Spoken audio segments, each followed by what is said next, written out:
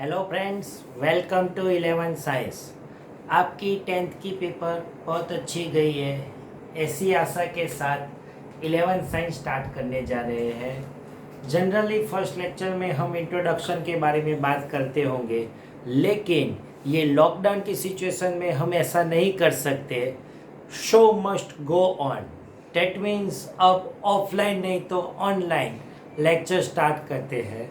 तो सबसे पहले मैं एक ही सेंटेंस में आपको बोल देता हूँ, जो 9th स्टैंडर्ड का साइंस में फिजिक्स था वही 11th स्टैंडर्ड में सब पढ़ने वाले हैं हम।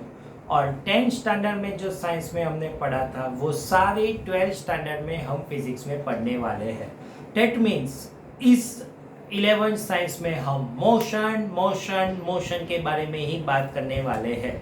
लेकिन उससे पहले हम बात करें चैप्टर नंबर 2 की, यूनिट एंड मेजरमेंट। सबसे पहले क्वेश्चन आता है, what is unit and what is measurement. जो 11th साइंस स्टार्ट हो गया, वेलकम टू 11th साइंस हो गया, कोई भी टॉपिक आए सबसे पहले क्वेश्चन आना चाहिए व्हाई, ये क्यों हम पढ़ रहे हैं। अगर इसका आंसर आपको मिल गया तो आप इजीली फिजिक्स सॉल्व करने लगेंगे। तो सबसे पहले what is unit and what is measurement. तो मैं एक एग्जांपल आपको देता हूं, मेरा वेट काउंट कितना है, माय वेट इज मेजरमेंट। उसके लिए क्या चाहिए, तो कि वेट मशीन, तो वेट मशीन को हम यूनिट बोलेंगे। What time is it now, what time is measurement. क्या चाहिए, clock, clock will be units. अभी बहुत गर्मी है, मेजरमेंट क्या यूज करेंगे, thermometers, unit.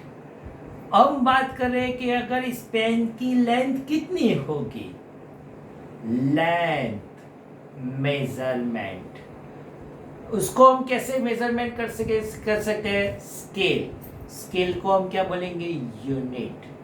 That means one sentence में जो हम मेजरमेंट करने वाले हैं, मेजरमेंट दैट मीन्स हमको जो चाहिए वो मेजरमेंट, उसके लिए जो हम सिस्टम प्रोवाइड करते हैं उसको हम यूनिट बोलते हैं। तो सबसे पहला क्वेश्चन, डिफाइन यूनिट। तो सबसे पहले हम बात करें डिफाइन यूनिट, दैट मीन्स क्या है। ये अपनी टेक्स्ट बुक में इनिशियल बेसिक कॉन्सेप्ट में दिया हुआ है, लेकिन आपको बेसिक से ही स्टार्ट करना है, इसलिए हम डिफाइन यूनिट के बारे में बात कर रहे हैं। तो यूनिट डिफाइन करने के लिए अपने को 3 प्रॉपर्टीज कंपल्सरी यूज करनी पड़ेगी। Properties number first, unit can be defined, unit can be defined। Defined that means हम क्या बोलते हैं, अगर कोई भी यूनिट अगर हम मेजर करते हैं उसको हम डिफाइन कर सकते हैं। सपोज वन एग्जांपल, ये पेन की लेंथ मेजर करनी है तो स्केल हम यूज करेंगे, तो स्केल से इजीली डिफाइन कर सकते हैं। ऐसा ही यूनिट होना चाहिए। आप स्केल लेते हैं और स्केल का जो नंबर्स है वो है ही नहीं, मिट गया हो, पुरानी वाली दादा और नाना के ज़माने वाली जो अगर हम स्केल ले लेते हैं तो उसके हम मेज़र करेंगे तो हम प्रॉपरली मेज़र नहीं कर सकते। That means unit can be defined, कहीं पर भी हम मेज़र करना हो तो इजीली मेज़र कर सकते हैं। अगर मेरा वेट मेजर करना हो तो वेट मशीन में हम खड़े हो गए तो यहाँ पे मशीन करे 50 kg, दूसरी जगह पे चले गए वहां पे 60 हो जाए, उसके बाद 40 हो जाए, ऐसा नहीं हो सकता। कहीं पर भी आप जाओ, unit are equal, it's called unit can be defined, it's measurement does not change, measure should not change, should not change, that means कहीं पर भी जाओ उसकी वैल्यू कांस्टेंट रहने वाली है, चेंज नहीं होने वाले, उसको हम यूनिट डिफाइन कर सकते हैं। And third, easily available.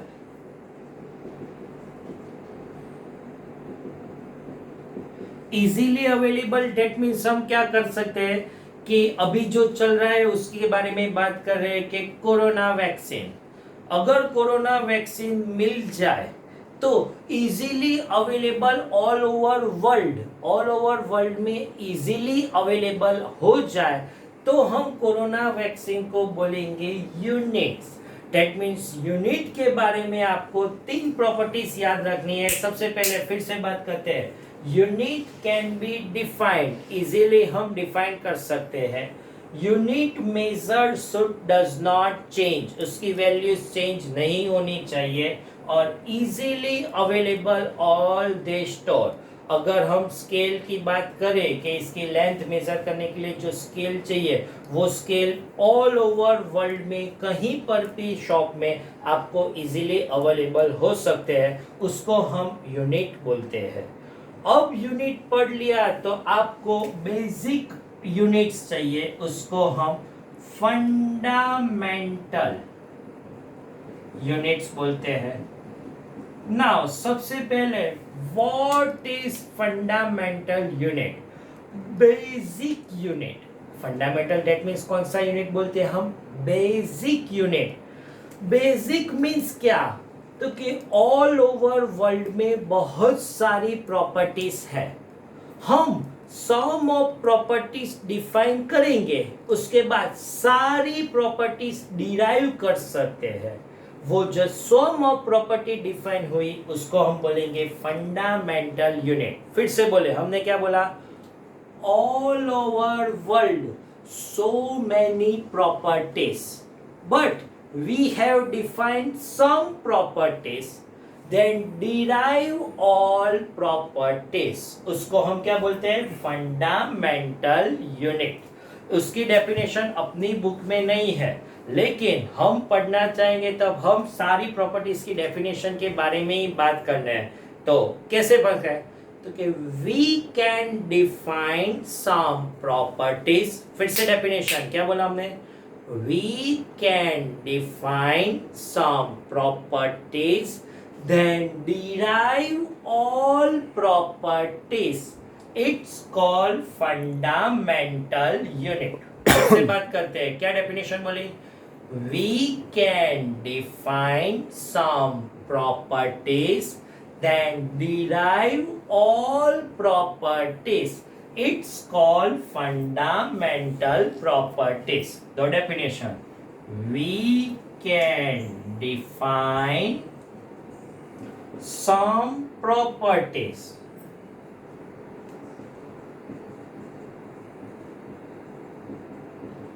then derive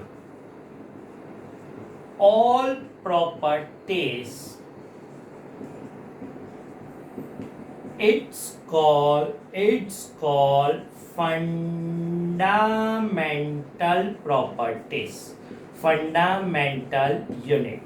हम सम ऑफ प्रॉपर्टीज डिफाइन करके सारी प्रॉपर्टीज फाइंड कर सकते हैं। जो भी फाइंड करें उसको हम फंडामेंटल्स प्रॉपर्टीज और फंडामेंटल्स यूनिट बोलेंगे। तो सबसे पहले क्वेश्चन है, हाउ मेनी फंडामेंटल प्रॉपर्टीज? आप 9th स्टैंडर्ड में पढ़े आया था, 7 properties are fundamental properties.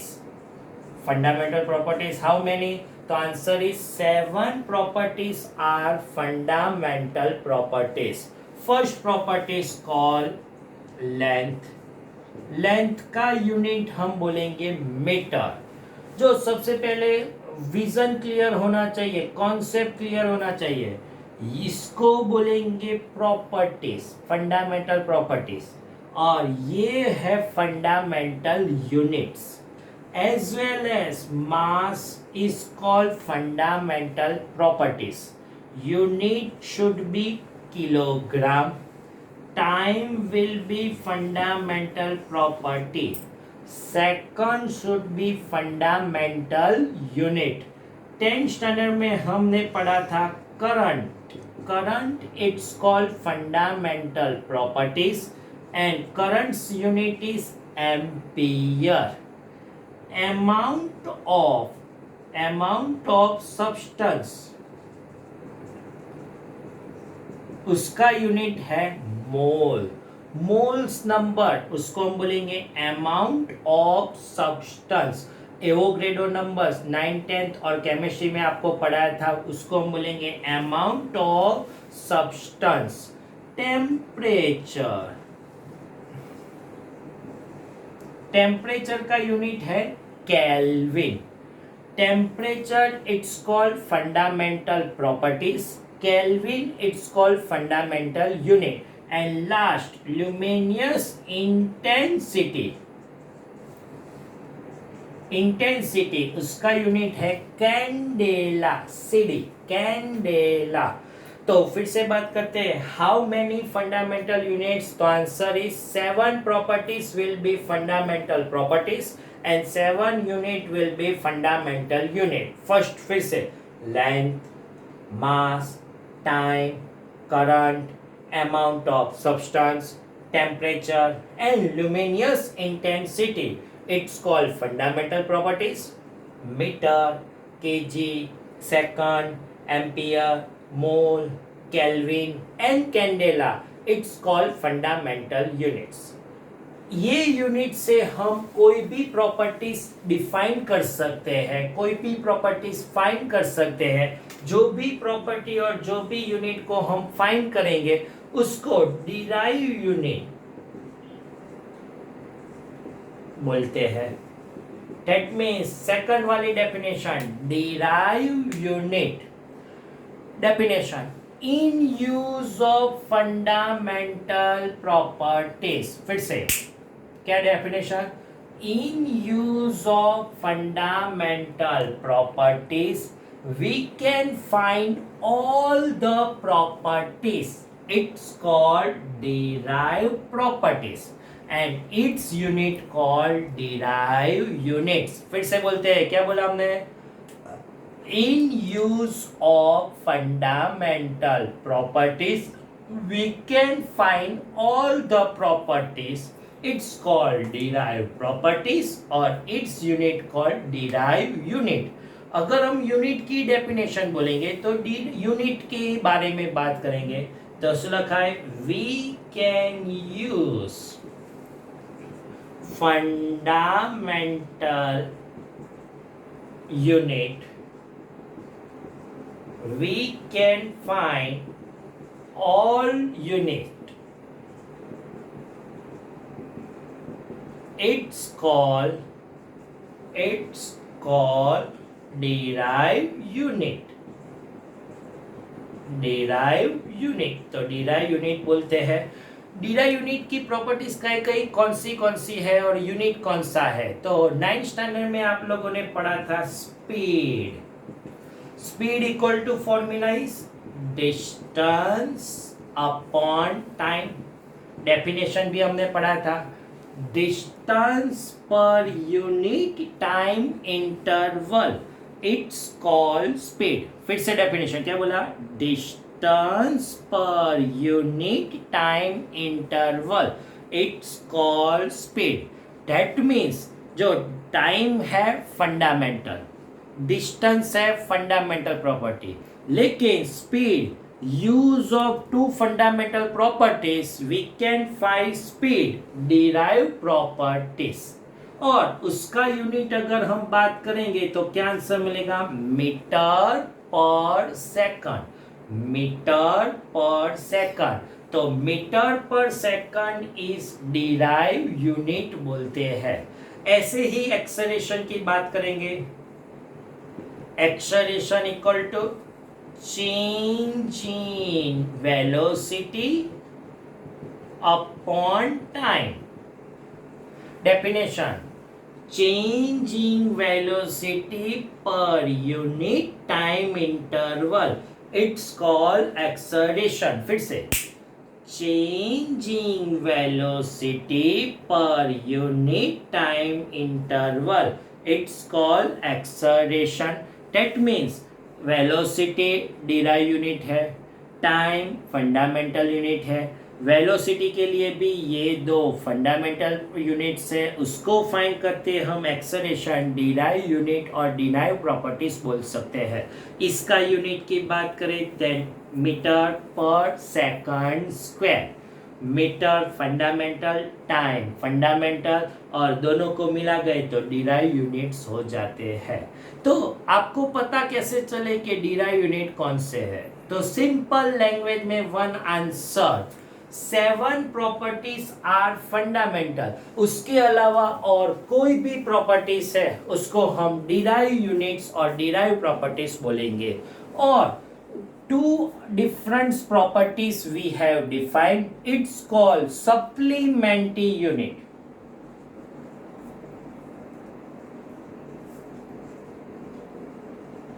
Now, next topic is supplementary units.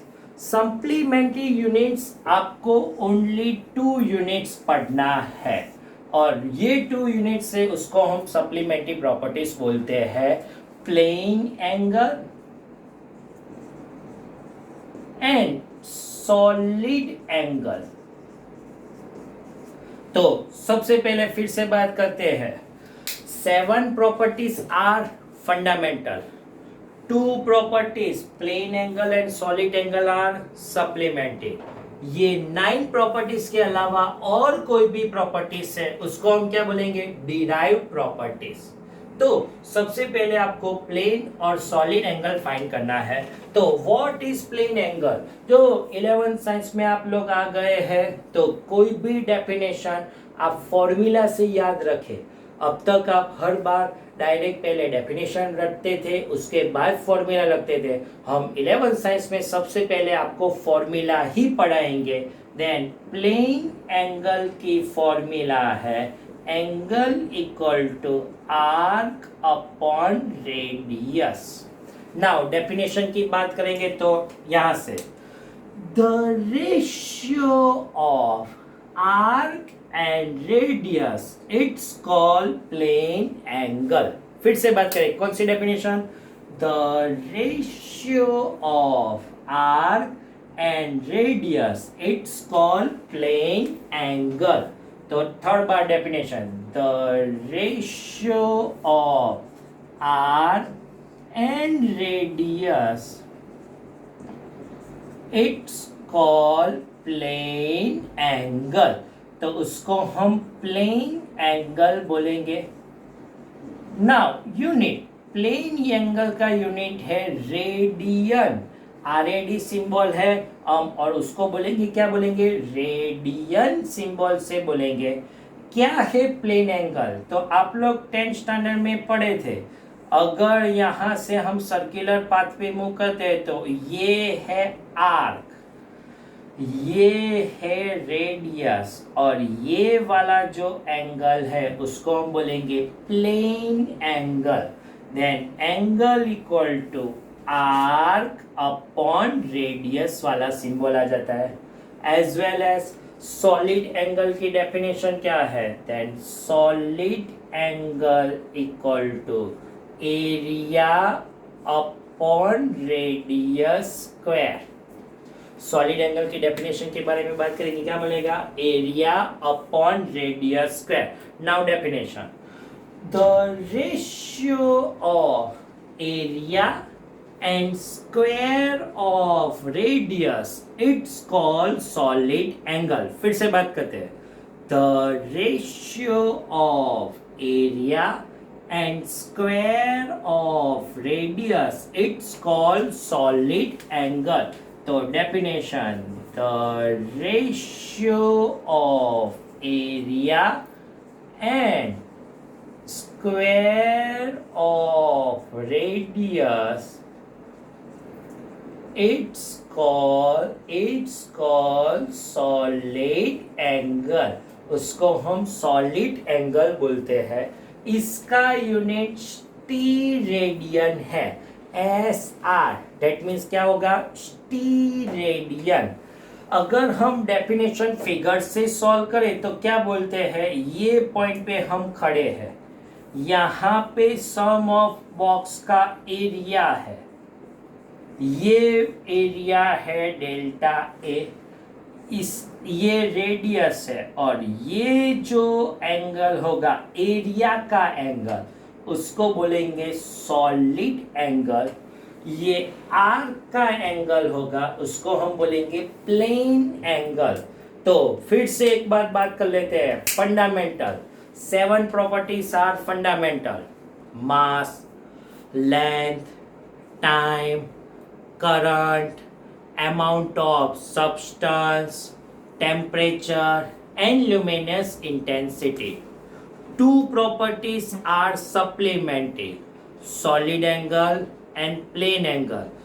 ये 9 प्रॉपर्टी के अलावा कोई भी प्रॉपर्टीज है उसको हम क्या बोलेंगे? Derive properties. अब मेथड की बात करेंगे तो अपने पास मेथड ऑफ यूनिट, मेथड कितनी है? तो सबसे पहली मेथड डिफाइन हुई है FPS। अपने टेक्स्ट में है ही नहीं, लेकिन फुल फॉर्म आपको याद रखना है। मैं ओनली नेम लिखूंगा, फुल फॉर्म नहीं लिखूंगा। Foot, square foot, pound, second method, FPS method. FPS method that means foot, length measurement कर सकते हैं, कोई भी शॉप स्क्वायर फुट में आता है। पाउंड, मास मेजरमेंट कर सकते हैं, मास पाउंड में मेजर होता है। और सेकंड, टाइम को मेजर कर सकते हैं। Second method is CGS method, centimetre gram second method. C, centimetre length measurement, gram mass measurement, second time measurement. वही वाली प्रॉपर्टीज है। जो फुट है वो सेंटीमीटर में भी मेजर कर सकते हैं, जो पाउंड है उसको हम ग्राम में भी मेजर कर सकते हैं। ऐसी third method is MKS method, metre kilogram second method. Metre length measurement, kilogram mass measurement, time second time measurement.